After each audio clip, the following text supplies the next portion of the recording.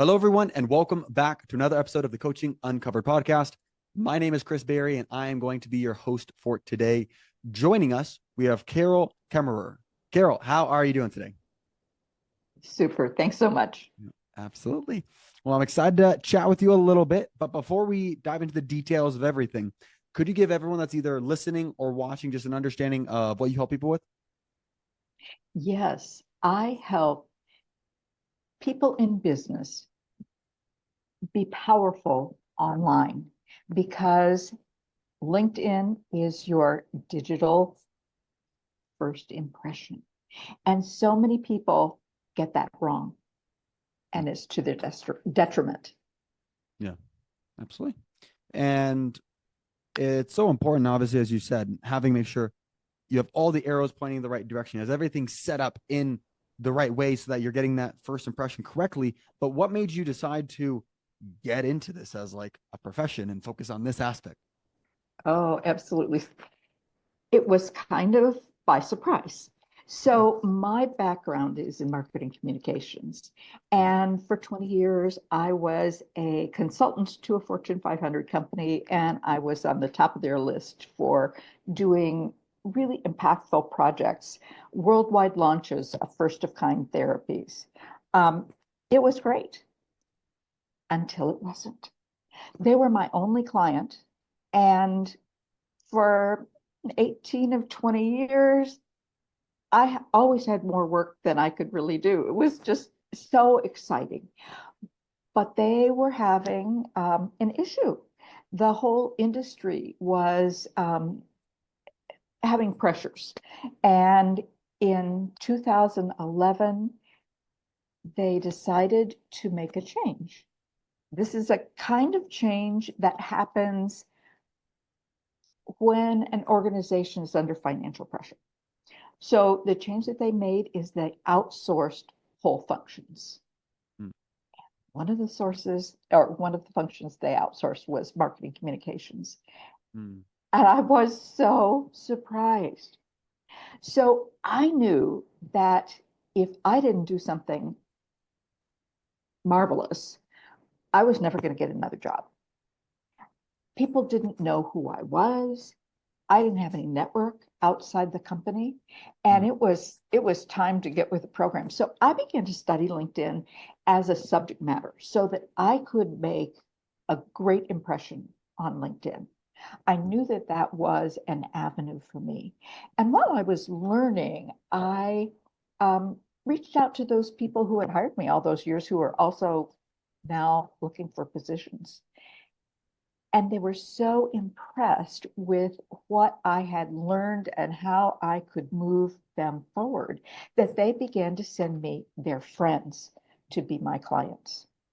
Well, that wasn't even what I was looking for. I was looking for a corporate job, but they just kept coming. And I realized that the universe had created a Carol-sized door and that I Mm. had all of the skills and all of the experiences that aligned perfectly to help senior leaders, especially, um, find how to do LinkedIn so that they could get their next job, hire their next employee, whatever it was, partner, find a fabulous partner to carry their business forward.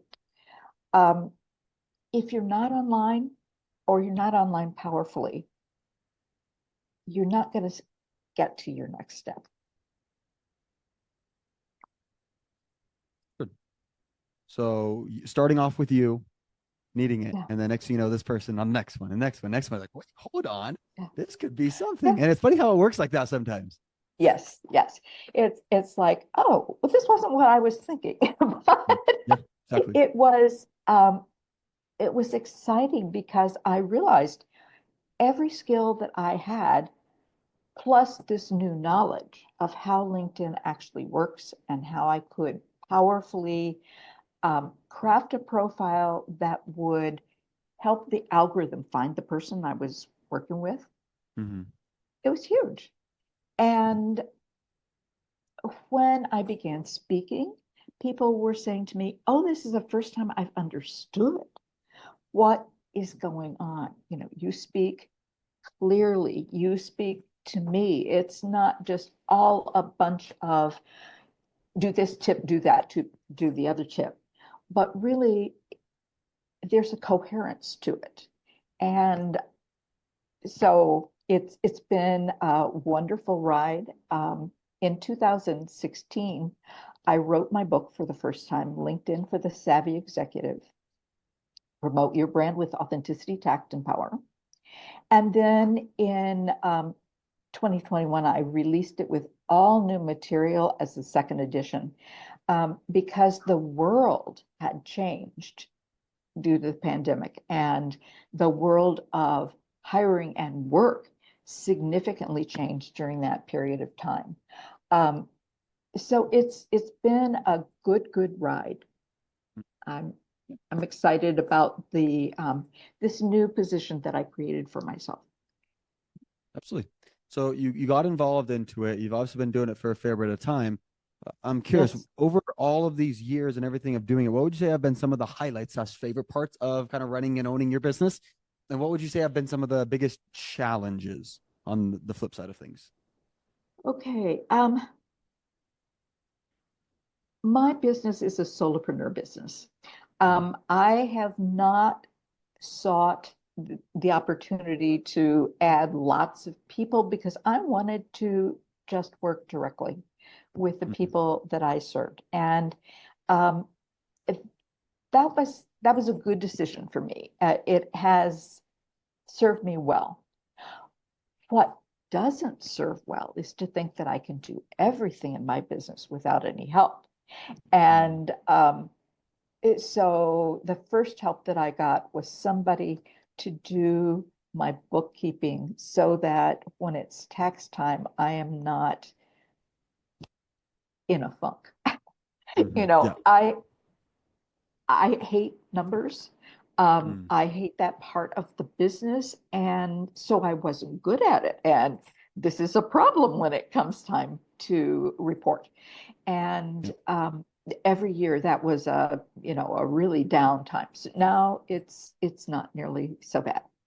Mm. Um, my second person that I brought on was a virtual assistant, Mm. someone who could take my words and put some images to it and Mm. give me some um, social media that wasn't just all words, that, has some visual impact. And that has been wonderful. Um, I don't know, is that what you wanted to hear? Is that For sure. responsive to your question? But yeah, for sure. Well, it's ultimately it's just kind of getting the understanding of what have been some of the highlights and then the biggest challenges. And you said it's kind of a mix of both, at least from my understanding of okay, the highlight is I'm my own boss, right? I'm solopreneur, I have the freedom, everything like that. In the same sense, also it's been a Yeah, challenge along the journey, but I've started to supplement it and figure, okay, I need to hire this yeah, person and that person and everything. yeah. So So it is nice not to have, a big burdensome um, group of people that you have to carry their salaries. Uh, mhm. but it is nice to have strategic helpers. Yeah. And those are so much more available today. Um, One of the things when I realized I really needed a helper, um, that particular day on LinkedIn, three virtual assistants from the Philippines Mhm. independently reached out to me on LinkedIn. I mean, it happens to me a lot that people reach out, but there were three on that day. And Wow. I was able to look at what they put out, how they communicated with me, um, what they said they really liked to do. And it's like, okay, that one. Yeah. So yeah, it just has been wonderful to have some additional horsepower. Yeah. For sure. Absolutely. So talk about highlights, talk about challenges, talk about getting started. One of the biggest challenges that most coaches face that they're most eager to understand just because it's not as much of their knowledge base, right? Coaches are getting into a space because they're really great at this thing and they want to teach and they love coaching and everything, not as much the marketing side of things. So Yeah. in your business, what have been the ways that you've been able to market and generate leads for your business? Okay. That isn't so much of a problem for me because my area of expertise is marketing communications. Yep. So I love to write, and that has been a conduit for building my thought leadership and my visibility online. Mm-hmm. And that and my book and my speaking all contribute to um, people being able to find me really fast. Mm-hmm. Um, I am number one on Google in terms of executive branding. Um, it's a powerful place to be. Yeah.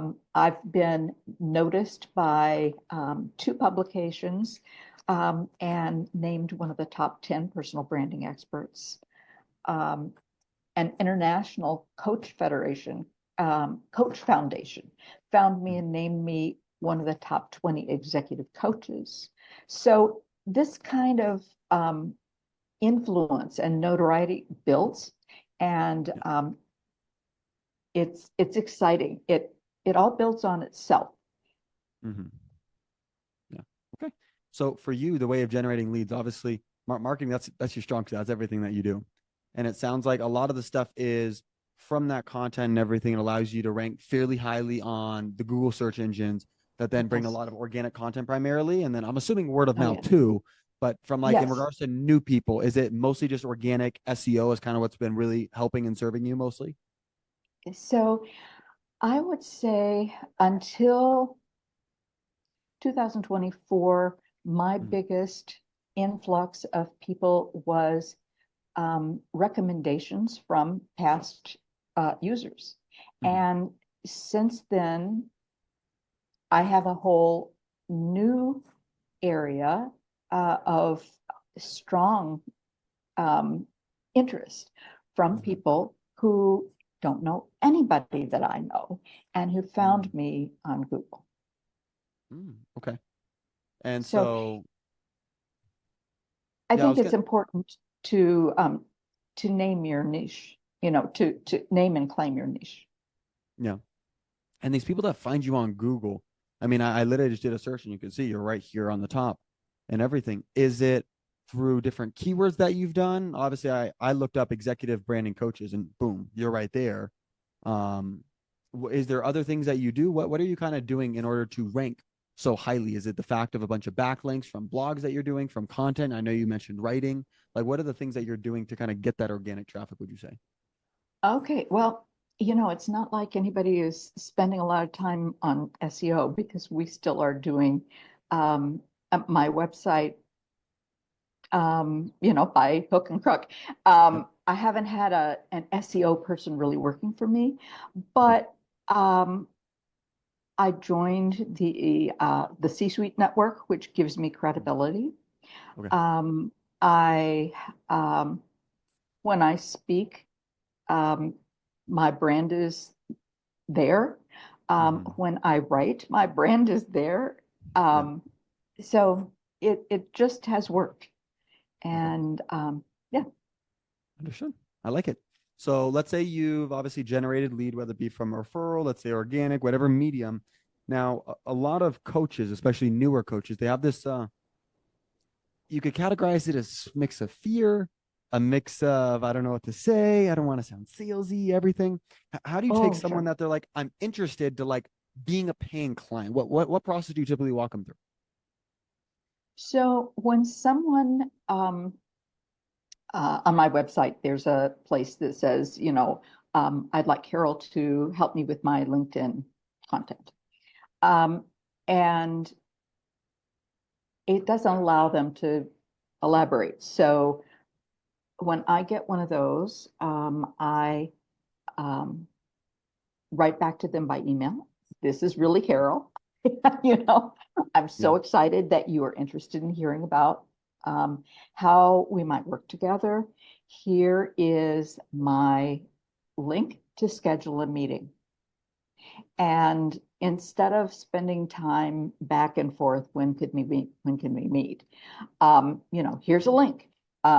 Here's a place, here's where my 30-minute Zoom call can be scheduled for executives looking for senior level help on their personal brand. Got it. Okay. So I think one of the things that I've seen new coaches do is that, well, when can we meet? And then the back and forth emails, and that just takes up so much time. I don't have very many systems. There are people that have done wonderful things with integration and all that. I can't say that I've done that, but the number one system that I have is, how do you book a call? Yeah. And making that available to people, because it's so important. When I work with somebody, it has to be a good fit for both of us. Yeah. And so that initial call is the opportunity to determine whether there is a fit with what I offer and the way I approach things and the way they present and the way that they are either receptive or not receptive. So, Yeah, cool. So they essentially come in, they fill out that stuff, they book a call, and then it's a matter of, at least from the methodology of what you just explained, of really just getting to know them. It's not like, you need to buy for me. It's like, no, hold on, let's get to know each other. What are you looking for? And that's kind of the approach that you take mostly. yeah, I do tell them, if, after we've gone through, what are you looking for? It's like, well, I can think of which of my offerings is the most likely to be most helpful to this person.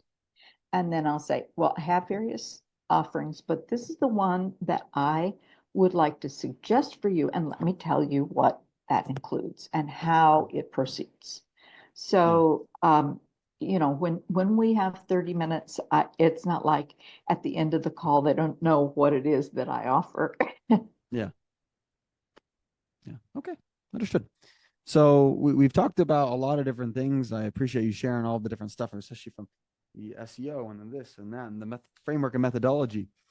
One question that I'm always super curious to go ahead and ask people is, knowing what you know now, if you were to go back to Carol day one of just getting started, what one piece of advice would you give to old version of you right as you were starting? Oh, there's no such thing as spending too much time building relationships. One of the things that is hard when you first start is all the networking things that are actually really essential to establishing your business seem like they are taking you away from the necessary work of doing your work and setting up your work and all of that. But without relationships, without people who support you and people who maybe would like to meet you for the first time and try out that notion of maybe we could work together, without those interactions, we have no business at all. So the notion of spending time being social and being in networking meetings and meeting new people should not be considered a drag on your business. It should be considered the foundation of your business, because people who like you can refer whether they're your ideal customer or not. Yeah, absolutely. Yeah. It's a matter of putting first things first, and sometimes it can get the building the business of today, because the networking doesn't like maybe bring money immediately, but it's the building the business of the future. It's the building the foundations, as you said. I agree. Well, okay. I'm sure I could probably ask you a million more questions, talk for hours and hours and hours and everything. I know even last time when we met the very first time, we started chit-chatting a little bit, and the next thing you know, this and then that, and then we started getting to a whole bunch of things. So I appreciate you being on the podcast. It was great having you on. For anybody who really resonated with your message, maybe they want help in regards to executive branding, branding in general, marketing, whatever it is, what's the best way for them to get in communication with you? Well, we were talking earlier about how I show up on Google pretty easily. Yeah. Um, executive branding expert, executive branding coach, or if you can figure out how to spell my name, you can look it up directly. You know, I'm It'll all be on the over. Zoom. Right, right. Yeah, exactly. So carolkaemmerer.com is my website. My LinkedIn, the URL is the typical LinkedIn beginning. And then the last part of it is just Carol Kaemmerer. So it is a hard name to spell, has about twice as many letters as you need. But if if you find me in any of those places, I can respond. I like it. Awesome. Well, Carol, once again, great having you on. Thank you for being here, and we'll talk more soon. Thank you. All Awesome. right. Thank you. If you guys like this video, make sure to go ahead and like and subscribe. And if you'd also like to watch another episode to see how you can continue to grow your coaching business, go ahead and click right here.